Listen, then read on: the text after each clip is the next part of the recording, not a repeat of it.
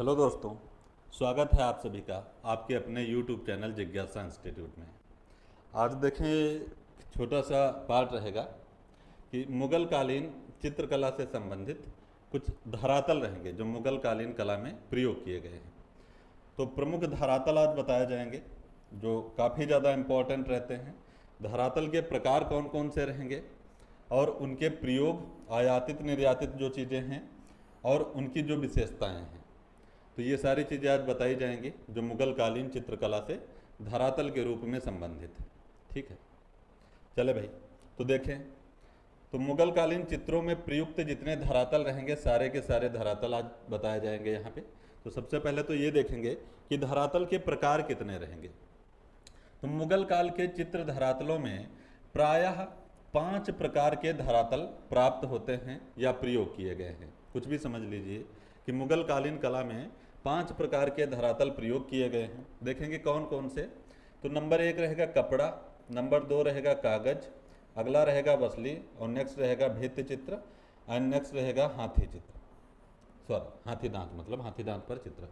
तो कपड़े पर चित्रण, कागज पर चित्रण, वसली पर चित्रण, भित्ति पर चित्रण और हाथी दांत पर चित्रण, ये रहेंगे प्रकार। ठीक है, ये 5 प्रकार रहेंगे भाई जिनके ऊपर चित्र बनाए गए हैं मुगल काल में। तो लास्ट तक बने रहिए, लास्ट में जो विशेषताएं हैं, शब्दावलियां हैं इनसे जुड़ी, वो सारी चीज़ें बता दी जाएंगी। तो सबसे पहले एक एक के बारे में देखेंगे। सबसे पहले कपड़ा के बारे में देखें, फिर नेक्स्ट, फिर नेक्स्ट, फिर उसके बाद अगला। तो सबसे पहले कपड़ा हेडिंग डालेंगे, जो धरातल के रूप में कपड़ा प्रयोग किया गया है। तो देखें, मुगल शैली में कुछ चित्र रेशमी कपड़े पर भी बनाए गए हैं। एग्जाम्पल देखेंगे, लिखा है कि रेशमी कपड़े पर बना जो ग्रंथ या चित्र रहेगा वो है हमजानामा। तो हमजानामा के चित्र सूती कपड़े पर बनाए गए हैं। ठीक है, हमजानामा के चित्र एक यहाँ पे एग्जाम्पल लिखा है और धरातल के रूप में बताया गया है कि कपड़े का प्रयोग किया गया है और कपड़े का प्रयोग हमजानामा में मिलता है। ठीक, तो ये हो गया भाई कपड़ा। नेक्स्ट देखें कागज। कागज, तो देखें मुगल काल में समरकंद से आने वाला सुल्तानी कागज जो था ये श्रेष्ठ माना जाता था। इसके अलावा कई तरीके के कागज रहे हैं जिनके बारे में देखें। एक पीछे हो गया कागज, दूसरा रहेगा सियालकोटी कागज जो पंजाब से आयातित था। अगला देखेंगे दौलताबादी कागज जो दौलताबाद से आता था। अगला रहेगा खटाई कागज जो खटा नगर या खट्टा नगर इसको लिख देते, उत्तरी चीन में पड़ेगा, वहाँ से आयातित था। ये मुगल काल में प्रयोग होने वाले कागज रहेंगे। अगला देखेंगे आदिल शाही कागज रहेगा जो बीजापुर से आता था। अगला रहेगा हरीरी कागज जो रेशमी कागज इसको कहते हैं। अगला रहेगा निजाम शाही कागज जो गोलकुंडा से आयातित था। और नेक्स्ट रहेगा नुखियार, इसको नुखियार या नुखायार कागज भी कहते हैं। ये पानी लगा हुआ कागज है, कागज कोटी कागज इसको कहते हैं। ठीक, तो ये कागज रहेंगे, सारे कागज देख लेंगे। इसके अलावा नंबर अपने हिसाब से देख लीजिएगा। ईरानी कागज रहेगा, ईरान से आयातित था। बांस से बने बासी कागज कहलाते थे, उनका प्रयोग किया गया। टाट से बने तुलोट कागज, ये पूछा जाता है कि तुलोट कागज का प्रयोग कहाँ किया गया, इस टाइप से चीज़ें पूछी जाती हैं। तो ये कागजों के प्रयोग रहेंगे भाई, कागजों के प्रयोग जो धरातल के रूप में, क्योंकि मुगल काल में बहुत सारे कागजों का प्रयोग किया गया है, तो सारे कागज और उनका आयातित क्षेत्र ध्यान रखेंगे। नेक्स्ट देखें भाई भित्ति चित्र। भित्ति चित्र, तो मुगल काल में सर्वप्रथम भित्ति चित्र की जानकारी अकबर के समय से प्राप्त होती है, ये चीज़ ध्यान रखेंगे। सबसे पहले भित्ति चित्रकारी या प्रारंभ किसने किया भित्ति चित्रकारी का, तो अकबर रहेंगे। और अकबर ने अरब की सराय और फतेहपुर सीकरी में भित्ति चित्र सर्वप्रथम बनवाए थे, ये चीज़ याद रखेंगे। एग्जाम्पल रहेगा कि अरब की सराय और फतेहपुर सीकरी में भित्ति चित्र इन्होंने बनवाए थे। जहांगीर ने लाहौर में भित्ति चित्रों का निर्माण करवाया था। तो ये भाई भित्ति चित्र हो गया।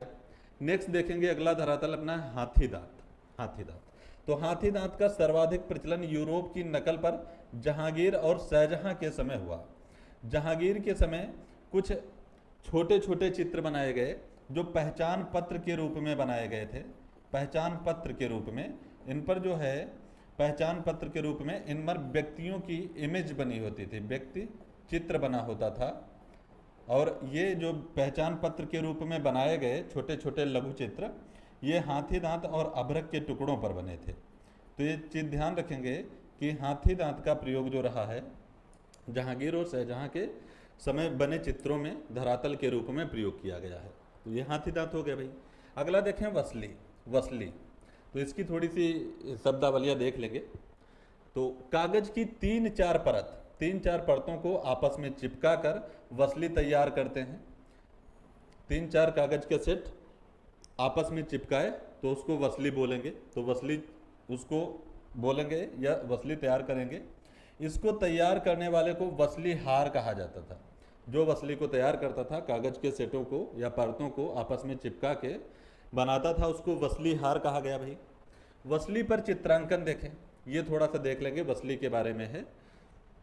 तो वसली किसे कहते हैं ये तो समझ ही गए। तो वसली पर चित्रांकन देखें, करने के जो तरीके रहेंगे। तो वसली पर चित्रांकन जो शब्द रहेगा टिपाई। टिपाई तो जो वसली पर चित्रांकन करते हैं, प्रारंभिक रेखांकन, जो प्रारंभिक रेखांकन को कहेंगे टिपाई। ठीक, ये टिपाई शब्द रहेगा। सच्ची टिपाई किसे कहते हैं? तो ये है अंतिम रेखांकन, इसको कहेंगे सच्ची टिपाई भाई। रंगमेजी किसे कहेंगे? तो चित्रों में रंग भरना रंगमेजी कहलाएगा। गदकारी किसे कहेंगे? तो वसली को घिसना या घुटाई करना, रगड़ के वसली को घिसना या घुटाई करना। और खुलाई किसे कहेंगे? तो फिनिशिंग करना। ठीक, फिनिशिंग करना, लास्ट आयाम देना, ये खुलाई शब्द है। तो ये चीज़ ध्यान रखेंगे भाई, ये शब्दावलियाँ कुछ हैं तो ये भी पूछ ली जाती हैं। तो ये वसली में प्रयुक्त शब्दावलियाँ हैं। तो सेशन ये आज का बहुत छोटा ही था, तो इसको देख लीजिएगा भाई। और एक पॉइंट ये लिखेंगे नोट करके कि वसली को मुरुक्का में लगाने को जिल्द साजी कहा जाता है। मुरुक्का माने एल्बम, एल्बम, एल्बम। वसली को मुरुक्का में लगाने को जिल्द साजी कहते हैं। वसली में जब एल्बम टाइप से लगाते हैं तो उसको जिल्द साजी कहते हैं। ये चीज़ ध्यान रखेंगे अलग से, इसको जिल्द साजी कहेंगे। तो आज के लिए भाई ये छोटा सा सेशन था, तो सारे लोग इसको देखें। ठीक है, जो लोग पहली बार देखेंगे हमारे चैनल को, वो लोग चैनल को सब्सक्राइब कर लें, सारे लोग लाइक करें और कमेंट करें। अगर किसी भी तरीके से कहीं भी समस्या आ रही है तो कमेंट बॉक्स में बताएं, कोशिश करेंगे कि वहाँ से संबंधित जानकारी आप लोगों के मध्य तक पहुँचे। धन्यवाद।